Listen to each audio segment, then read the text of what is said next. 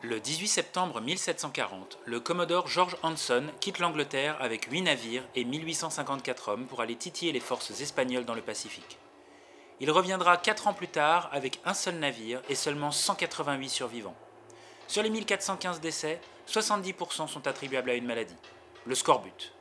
Après un certain temps passé en mer, les marins atteints du scorbut présentaient des symptômes assez simples. Une grande fatigue, des douleurs, des œdèmes, les gencives qui saignent et les dents qui se déchaussent. Et enfin, trop souvent, la mort. Aujourd'hui, on connaît parfaitement l'origine du scorbut. C'est une carence en vitamine C, élément important du métabolisme humain, permettant notamment la production de collagène, c'est-à-dire la substance qui rend pas mal de machins solides dans votre corps. Une fois qu'on sait ça, le traitement et la prévention de la maladie paraissent logiques. Il faut manger des aliments riches en vitamine C, comme des oranges ou des citrons. Mais ça, pour le découvrir, il faut comprendre ce qu'est une vitamine et une flopée de mécanismes biologiques qu'en gros, on n'aura qu'au cours du XXe siècle. Pourtant, la médecine sait que les citrons soignent le scorbut dès le XVIIIe siècle. Cela, on le doit à un homme, James Lind, et à une méthode, l'essai clinique.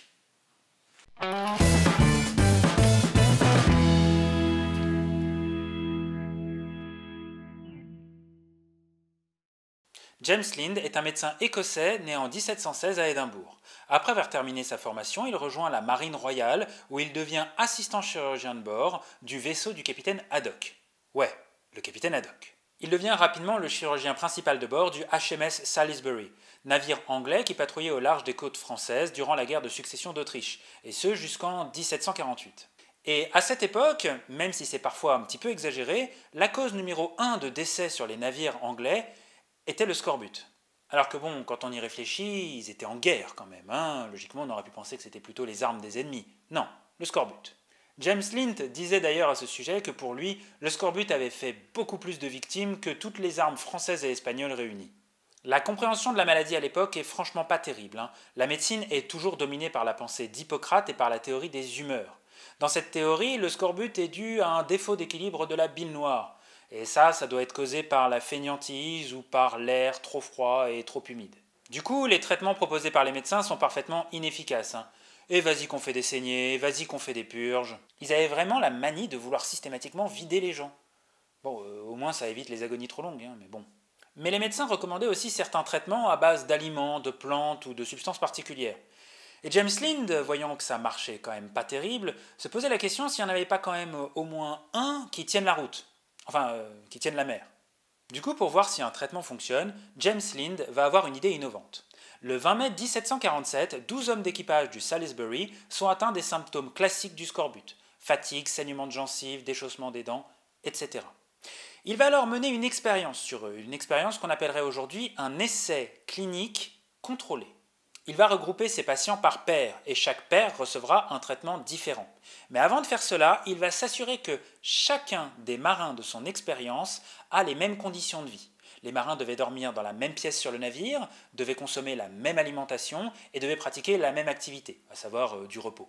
Il va donc donner aux 6 paires de malades qu'il a à sa disposition un traitement spécifique qui était conseillé par les médecins de l'époque. Le premier groupe de patients reçut ainsi de l'élixir de vitriol, le deuxième groupe de l'eau de mer, un troisième reçut un mélange d'ail, de moutarde et de réfort, un autre du vinaigre, un autre du cidre, et enfin le dernier groupe reçut 2 oranges et un citron tous les jours.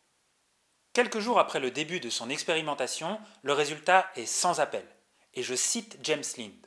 Les 2 qui firent usage des oranges et citrons reçurent le soulagement le plus prompt et le plus sensible. Un de ceux-là fut en état de remplir ses devoirs au bout de 6 jours. Imparable. James Lind vient de faire une démonstration très élégante que les citrons et les oranges soignent bien le scorbut. En s'assurant que la seule différence entre les différents groupes de patients soit le traitement qu'il leur donne, il isole l'effet spécifique du traitement. Et il découvre que c'est citron et orange. Alors que, au fond, il n'a aucune idée du mécanisme biologique qui est derrière. Aujourd'hui, au XXIe siècle, c'est une méthodologie très similaire qui sert à vérifier l'efficacité des médicaments ou des interventions de santé. Alors, pas tout à fait, il y a 2-3 petits trucs à rajouter, notamment parce que James Lind a eu de la chance en s'intéressant au scorbut. C'est une pathologie qui est particulièrement déterministe et qui ne s'arrange pas toute seule. Mais bon, on en parlera une autre fois. Bon, du coup, on imagine que la découverte de James Lind a aussitôt révolutionné la prise en charge du scorbut dans la marine anglaise.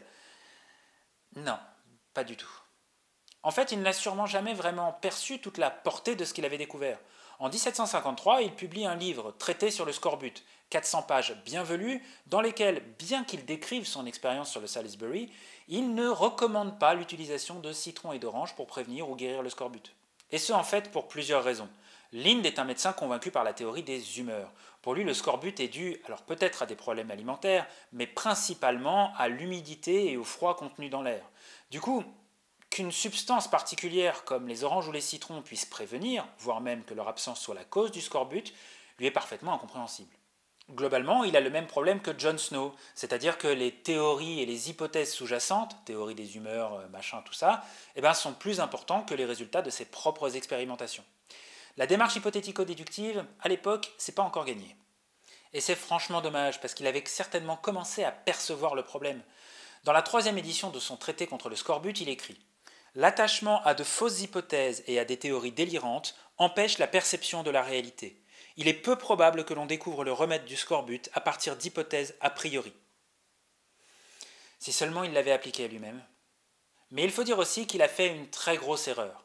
Le problème, si on considère qu'effectivement c'est bien les citrons et les oranges qui permettent de prévenir le scorbut, c'est que malheureusement, les citrons et les oranges, ça ne se conserve pas très bien en cale. Du coup, pour régler le problème, Lind avait eu l'idée de faire une préparation à base de concentré de citron. Cette préparation, il l'a appelée le rob. Le problème, c'est que dans le processus de création du rob, il cuit les citrons. Et pas de bol pour lui, la vitamine C est détruite par la cuisson. Du coup, le rob ne marchait pas du tout et contredisait complètement les expériences précédentes qu'il avait faites. Cette erreur est d'ailleurs à garder en tête, encore aujourd'hui. Si on s'amuse à faire un essai clinique pour vérifier l'efficacité d'un traitement, il faut s'assurer que le traitement que l'on donnera ensuite est exactement le même que celui qu'on a testé. Sinon, on risque de s'exposer à exactement la même erreur que James Lind. Pour que les citrons soient enfin considérés comme le bon traitement préventif du scorbut, il faudra attendre 40 ans après les publications de Lind. C'est Gilbert Blaine qui, après avoir fait quelques statistiques dans la marine anglaise, réussira enfin à imposer ce traitement à l'amirauté. Alors, que conclure de l'histoire de James Lind ? Il n'est pas nécessaire de comprendre ou de connaître les mécanismes biologiques ou physiopathologiques qui expliquent une maladie ou un traitement pour vérifier l'efficacité de ce traitement et pour sauver des vies. Et pour faire cela, il existe une méthodologie assez simple qui s'appelle un essai clinique. On verra dans de prochains épisodes que cette méthode, cet essai clinique, est devenu le pilier principal de la médecine moderne, l'evidence-based medicine. Avec toujours un peu l'idée que, on a plein d'idées de fonctionnement de mécanismes, mais qu'au fond, il nous faut toujours un outil pour vérifier si ce qu'on raconte est vrai. Alors, quelques petites notes pour finir. J'ai l'impression que je fais toujours des petites notes pour finir. Pas grave. L'utilisation de citron pour la prévention ou le soin du scorbut est bien antérieure à Lind. D'ailleurs, il n'a jamais prétendu le contraire. Les marins connaissaient bien l'efficacité de certaines plantes riches en vitamine C et de citron quand enfin ils pouvaient retoucher terre et en consommer pour guérir du scorbut. 150 ans avant les travaux de Lind, certains capitaines comme Lancaster ou Woodhull recommandaient d'ailleurs aux marins de consommer ces produits afin de prévenir la maladie. Mais attention. Attention parce que la phrase « les marins connaissaient depuis longtemps » cache un piège. Les marins, à l'époque, connaissaient également depuis longtemps l'efficacité sur le scorbut de la bière, on retrouve une idée commune avec Jon Snow, du mou de malt ou du bouillon de tortue. Alors que, vraiment, ces trucs-là, non, ça ne marche pas. Et c'est justement ce qui est intéressant avec ce qu'a fait James Lind, c'est qu'il a enfin permis de pouvoir séparer les traitements qui ne fonctionnent pas des traitements qui fonctionnent vraiment, en fournissant un outil relativement simple et élégant pour détecter les bons traitements. En ayant bien en tête qu'au fond, un essai clinique ne permet pas vraiment d'innover et de trouver des nouveaux traitements. Pour ça, il faut toujours des idées, peut-être d'ailleurs se pencher dans la physiopathologie. Mais en tout cas, pour déterminer et pour servir de couperet, savoir si un traitement fonctionne ou pas, essai clinique.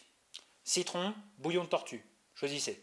D'ailleurs, du coup, l'essai de Lind, il aurait été un peu pourri s'il n'avait pas testé les citrons et les oranges. Parce qu'à la limite, dans le cidre, il y avait un petit peu de vitamine C, d'ailleurs les patients allaient un tout petit peu mieux, mais bon, il n'aurait rien obtenu du tout. Autre élément d'importance, c'est que même si Lind est le premier à avoir utilisé cet outil de façon pratique et efficace pour découvrir quelque chose de nouveau et potentiellement pour sauver des vies, on ne peut pas vraiment lui en donner la paternité. Si on voulait vraiment définir qui est l'inventeur de la méthode à l'état pur de l'essai clinique, il faut se tourner vers l'un des tauliers de la médecine du Moyen-Âge, à savoir, je ne sais pas de le dire directement, Abu Ali al-Hussein ibn Abdallah ibn al-Hassan ibn Ali ibn Sina, qu'on appellera plus hellénistiquement Avicenne. Dans son Canon de la médecine, écrit en 1025, Avicenne décrit une méthode très moderne pour comparer des traitements qui est vraiment pas loin de ce qu'a fait Linde. Mais sa description est très théorique et on n'a pas vraiment de traces qu'il l'ait employé pour identifier un traitement efficace. Voilà, cette vidéo est terminée, merci d'avoir suivi. À l'origine, je voulais parler de Ignaz Semmelweis, qui est un médecin qui, un peu comme Linde et Snow, a fait une grande découverte dans médecine sans connaître les mécanismes sous-jacents, mais plutôt en faisant des tableaux et des statistiques. Mais il s'avère qu'une chaîne YouTube que j'ai découvert récemment, Asclepios, a déjà fait un épisode sur ce médecin. Donc c'est pas la peine d'en reparler, je vous recommande d'aller voir la vidéo et de voir même toute la chaîne qui est vraiment super. Si vous avez des questions ou des commentaires, vous n'hésitez pas à les laisser sous la vidéo, et moi je vous dis à la prochaine fois. Moi j'ai regardé, il n'y a aucun jeu vidéo qui prend en compte le score-but quand on est longtemps en mer. Pirates de Sid Meier, il le fait pas. Zelda Wind Walker, il le fait pas. Black Flag, visiblement, il le fait pas. C'est vraiment regrettable.